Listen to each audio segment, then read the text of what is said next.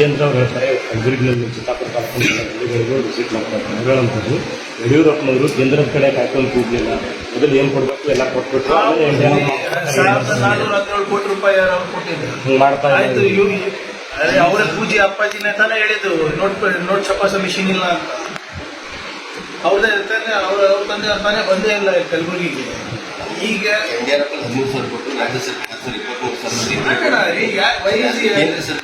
ಮೊದಲೇದು ಯಾರು ಕಾಯ್ಕೊಂಡಿದ್ದೀವಿ? ಹೋದ ಬಾರಿ ಕಾಯ್ಕೊಂಡು ಕೂತಿದ್ವ ಸುಪ್ರೀಂ ಕೋರ್ಟ್. ನಾವು ನಮ್ದೇ ಪಾಲಿದೆ, ನಮ್ಗೆ ಕೊಟ್ಟು ಸುಪ್ರೀಂ ಕೋರ್ಟಿಗೆ ಹೋಗ್ಬೇಕಾಗಿದ್ದು ನಾವು. ಮತ್ತೊಬ್ಬಿದ್ರ ಬಿಜೆಪಿ ಅವರು. ವಿಜೇಂದ್ರ ಅವರಿಗೆ ನಾನು ದಯವಿಟ್ಟು ನೆನಪಿಸ್ಲಿಕ್ಕೆ ಬಯಸ್ತಾ ಇದ್ದೀನಿ. ಹೋದ ಬಾರಿ ಸುಪ್ರೀಂ ಕೋರ್ಟ್ ಏನು ಆದೇಶ ಕೊಟ್ಟಿದೆ ಸ್ವಲ್ಪ ಓದಿ. ಕೇಂದ್ರ ಸರ್ಕಾರದ ಬಗ್ಗೆ ರಾಜ್ಯ ಸರ್ಕಾರ ನಮ್ಮ ಕರ್ತವ್ಯ ನಾವು ಮಾಡಿದ್ಮೇಲೆ ನಿಮ್ಮ ಹತ್ರ ಕೇಳಿತ್ತು. ಆಮೇಲೆ ನಾವು ಏನ್ ಬಿಜೆಪಿಯವ್ರು ಹೆಂಗ್ ಬಿಂಬಿಸ್ತಾ ಇದ್ದಾರೆ ಅಂದ್ರೆ ನಮ್ಮ ಮೇಲೆ ಬಹಳ ದೊಡ್ಡ ಉಪಕಾರ ಮಾಡ್ತಾ ಇದ್ದಂಗೆ ಇದೆ ಅಲ್ಲ ಕೇಂದ್ರ ಸರ್ಕಾರ. ತೆರಿಗೆ ನಮ್ದು, GST ಪಾವತಿ ಮಾಡ್ತಾ ಇರೋದು ನಾವು. ಈಗ ನಿಮ್ಮ IT ಏನೋ ಎಕ್ಸ್ಪೋರ್ಟ್ಸ್ ನಲ್ಲಿ 4.5 ಲಕ್ಷ ಕೊಡ್ತಾ ಇರೋದು ನಾವು. ಏನ್ ದೊಡ್ಡ ಉಪಕಾರ ಮಾಡ್ತಾ ಇದ್ದೀರಾ ನೀವು? ನಮ್ಮ ಬೆವರಿಗೆ ತಕ್ಕ ಬೆಲೆ ಕೊಡಿ ಅಂತ ಇದೀವಿ ಅಷ್ಟೇ. ಏನ್ ಕಷ್ಟಪಟ್ಟು ಕನ್ನಡಿಗರು ಬೆವರು ಸುಸ್ತಾ ಇದಾರಲ್ಲ, ಅದು ಕೂಲಿ ಕೇಳ್ತಾ ಇರೋದು ಸ್ವಾಮಿ, ಪುಕ್ಸಟ ಏನು ಕೇಳ್ತಾ ಇಲ್ಲ. ಆಮೇಲೆ ನಮ್ಮ ಕರ್ತವ್ಯವನ್ನ ನಿರ್ವಹಿಸ್ಬಿಟ್ಟು ನಮ್ಮ ಜವಾಬ್ದಾರಿಯನ್ನ ಮುಗಿಸಿ ನಮ್ಮ ಕೈಲಿ ಎಷ್ಟು ಹಣ ಆಗ್ತದೆ ಅದು ಕೊಟ್ಬಿಟ್ಟು ಕೇಳ್ತಾ ಇರೋದು. ನೀವೇನ್ ಮಾಡ್ತಾ ಇದ್ದೀರಾ? ನೀವು ಎಲ್ಲರೂ ಸೇರಿ ಹೋಗಿ ಅಲ್ಲಿ ಸರ್ಕಾರಕ್ಕೆ ಒತ್ತಾಯ ಆಗೋದು ಬಿಟ್ಟು ಅಲ್ಲಿ ಕೇಳೋದು ನಿಮ್ಗೆ ತಾಕತ್ತಿಲ್ಲ, ದಮ್ಮಿಲ್ಲ. ಇಲ್ಲಿ ಬಂದು ಸುಮ್ಮನೆ ಮೀಡಿಯಾ ಮಟ್ಟ ಹೇಳೋದಲ್ಲ, ಅಲ್ಲಿ ಹೋಗಿ ತೋರಿಸಿ ನಿಮ್ಮ ಫಂಕ್ಷನ್. ನಾವೇನ್ ಬಿಜೆಪಿ ಅವ್ರಿಗೆ ಅಟೆಂಡೆನ್ಸ್ ಹಾಕ್ಬೇಕಲ್ರಿ? ಜನರಿಗೆ ತಾನೇ ಅಟೆಂಡೆನ್ಸ್ ಹಾಕ್ಬೇಕು. ಅಟೆಂಡೆನ್ಸ್ ಹಾಕಿಲ್ಲ ಅಂದ್ರೆ ಜನರು ತೀರ್ಪು ತಗೋತಾರೆ, ಜನರು ನಮ್ಗೆ ಶಿಕ್ಷೆ ಕೊಡ್ತಾರೆ ಚುನಾವಣೆಯಲ್ಲಿ. ಇವ್ರ ಹತ್ರ ಹೇಳ್ಬಿಟ್ಟು ಹೋಗ್ಬೇಕಾ? ಇವ್ರ ಹತ್ರ ನಾವು ಕೊಡ್ಬೇಕಾ? ನಮ್ಮ ಏನು ದಿನಚರಿ ಇವ್ರ ಹತ್ರ ಕೊಡ್ಬೇಕಾ? ನಾವು ಯಾವ ರೂಟಿಗೆ ಹೋಗ್ತಾ ಇದ್ದೀವಿ, ಎಲ್ಲಿ ಹೋಗ್ತಾ ಇದ್ದೀವಿ? We are not responsible for BJP. Opposition ಇದ್ದಾರೆ, ಕೇಳಲಿ, ಟೀಕೆ ಮಾಡಲಿ, ಅವ್ರದ್ದೇನಾದ್ರೂ ಸಲಹೆಗಳಿದೆ ಸ್ವೀಕಾರ ಮಾಡೋಣ. ಸುಮ್ಮನೆ ಟೀಕೆ ಮಾಡೋಕ್ಕಲ್ಲ. ಈಗ ಇವರು ಹಿಂದೆ ಪ್ರವಾಹ ಬಂದಾಗ ಇವರೆಲ್ಲ ಎಲ್ಲಿದ್ರಿ? ಕಲ್ಯಾಣ ಕರ್ನಾಟಕದಲ್ಲಿ ಎಷ್ಟು ಚೆನ್ನಾಗಿ ನೋಡ್ಕೊಂಡಿದ್ದಾರೆ ಅಂತ ಹೋದ ಬಾರಿ ಬಿಜೆಪಿ ಸರ್ಕಾರ ಇದ್ದಾಗ ಅದಕ್ಕೆ ಜನರಲ್ಲ ಇಷ್ಟು ಭಾರಿ ಬಹುಮತದಿಂದ ನಾವು ಗೆಲ್ಸಿದ್ರು. We are responsible government, we are responsive government. ನಾವು ಮಾಡಿದ್ದೀವಿ ನೀಡಲಿ. ಯಾಕಂದ್ರೆ ಅವ್ರದ್ದೇ ಮಲ್ಲಿಕಾರ್ಜುನ್ ಖರ್ಗೆ ಪ್ರಧಾನಮಂತ್ರಿ ಅಲ್ಲಿ ಕಲ್ಪನಾ ಇದು ಇದೆಯಾ, ಪ್ರಜ್ಞೆ, ಸಾಮಾನ್ಯ ಪ್ರಜ್ಞೆ ಇದೆಯಾ ಅವರಿಗೆ? ಮಾತಿದ್ರೆ ರಾಹುಲ್ ಗಾಂಧಿ ಉತ್ತರಿಸ್ಬೇಕು, ಸೋನಿಯಾ ಗಾಂಧಿ ಉತ್ತರಿಸ್ಬೇಕು, ಖರ್ಗೆ ಅವರು ಉತ್ತರಿಸ್ಬೇಕು. ಮತ್ತೆ ಇವ್ರು ಡೆಲ್ಲಿನಲ್ಲಿ ಇವ್ರೇನು ಕತೆ ಕಾಯ್ತಾ ಇದ್ದಾರೆ? ಮೋದಿ ಅವರು ಮತ್ತು ಅಮಿತ್ ಶಾ ಅವರು. ಈ ಸಮೀಕ್ಷೆ ಮೂಲಕ ರಾಜ್ಯ ಸರ್ಕಾರ ಪಗಡೆ ಆಟ ಆಡ್ತಾ ಇದೆ ಅಂತ. ಈಗ ನಮಗೆ ಸಮೀಕ್ಷೆಗೆ ವಿರೋಧ ಇಲ್ಲ, ಆದ್ರೆ ಅವರು ಜಾತಿ ಇಲ್ಲ. ಮೋದಿ ಅವರು ಜಾತಿ ಸಮೀಕ್ಷೆ ಮಾಡ್ತೀನಿ ಅಂತ ಒಪ್ಕೊಂಡ್ರಲ್ಲ, ಅದು ಮಾಸ್ಟರ್ ಸ್ಟ್ರೋಕ್. ನಾವು ಜಾತಿ ಸಮೀಕ್ಷೆ ಅಲ್ಲ, ಯಾವ್ಯಾವ ಜಾತಿಗಳು ಶೈಕ್ಷಣಿಕವಾಗಿ, ಆರ್ಥಿಕವಾಗಿ ಮತ್ತು ಸಾಮಾಜಿಕವಾಗಿ ಹಿಂದುಳಿದಿದೆ ಅಂತ ತಿಳ್ಕೊಳ್ಳೋದು ತಪ್ಪ.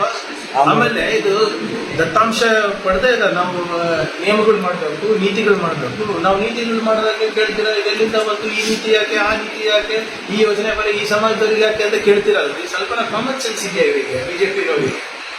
ಇವ್ರ ಯೋಗ್ಯತೆಗೆ ಸೆನ್ಸಸ್ ಮಾಡೋಕ್ಕಾಗಿಲ್ಲ 10 ವರ್ಷದಲ್ಲಿ. ಇವ್ರು ಸೆನ್ಸಸ್ ಮಾಡಿದ್ರೆ ನಮ್ಗೇನು ಅಗತ್ಯ ಆಯ್ತು ಇದು ಮಾಡೋದು? ಬಿಕಾಸ್ ಇವರು ಸೆನ್ಸಸ್ ಮಾಡಿದ್ರೆ, ನ್ಯಾಷನಲ್ ಸೆನ್ಸಸ್ ಏನಾದ್ರು ಮಾಡಿದ್ರೆ ಮೋದಿಯವರ ಬಂಡವಾಳ ಬಯಲಾಗುತ್ತೆ. ಇವ್ರೇನು ವಿಶ್ವಗುರು ಮಾಡ್ಕೊಂಡು ಹೇಳ್ಕೊಂಡು ಓಡಾಡ್ತಾರೆ, ಅದೆಲ್ಲಾನು ಕೂಡ ಕುಸಿದೋಗುತ್ತೆ.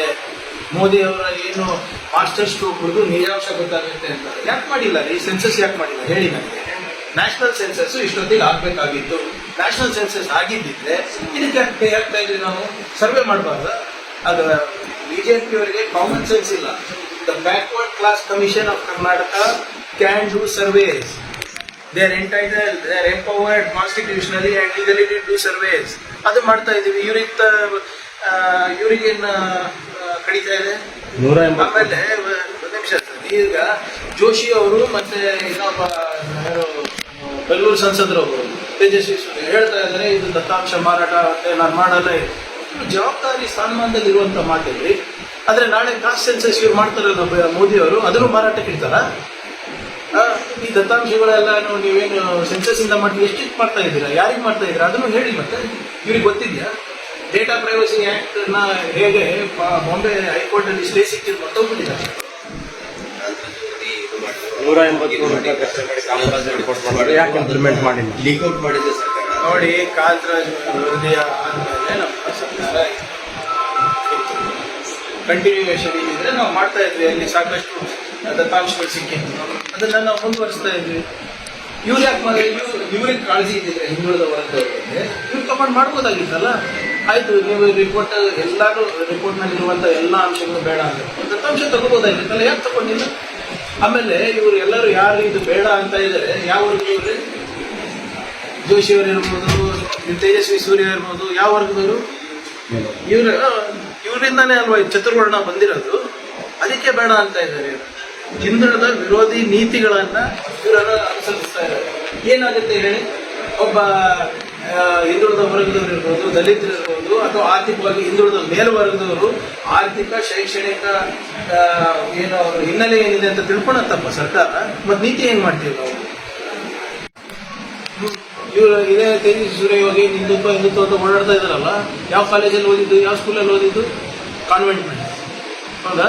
ಇವ್ರು ಯಾವುದೋ RSS ಶಾಖೆನಲ್ಲಿ ಓದಿಲ್ಲ, ಇವ್ರು ಕಾನ್ವೆಂಟ್ನಲ್ಲಿ ಓದ್ಬೇಕಂತೆ, ಇವ್ರಿಗೆ ಇಂಗ್ಲೀಷ್ ಗೊತ್ತಾಗ್ಬೇಕಂತೆ, ಇವ್ರು ಒಳ್ಳೊಳ್ಳೆ ಸ್ಕೂಲ್ಗಳಿಗೆ ಕಳಿಸ್ಬೇಕು, ಅಬ್ರಾಡ್ ಹೋಗ್ಬೇಕಂತೆ. ಆದರೆ ಹಿಂದುಳಿದ ವರ್ಗದವರು, ದಲಿತರು ಅವ್ರಿಗೇನು ಆಗ್ಬಾರ್ದಂತೆ. ಚೆಕ್ ಮಾಡ್ಕೊಳ್ಳಿ, ಇವರೆಲ್ಲ ಇವ್ರ ಮಕ್ಕಳು ಮೊಮ್ಮಕ್ಕಳೆಲ್ಲ ಯಾವ್ಯಾವ ಸ್ಕೂಲ್ ಯಾವ್ಯಾವ ಕಾಲೇಜಲ್ಲಿ ಓದ್ತಾ ಇದ್ದಾರೆ ಅಂತ.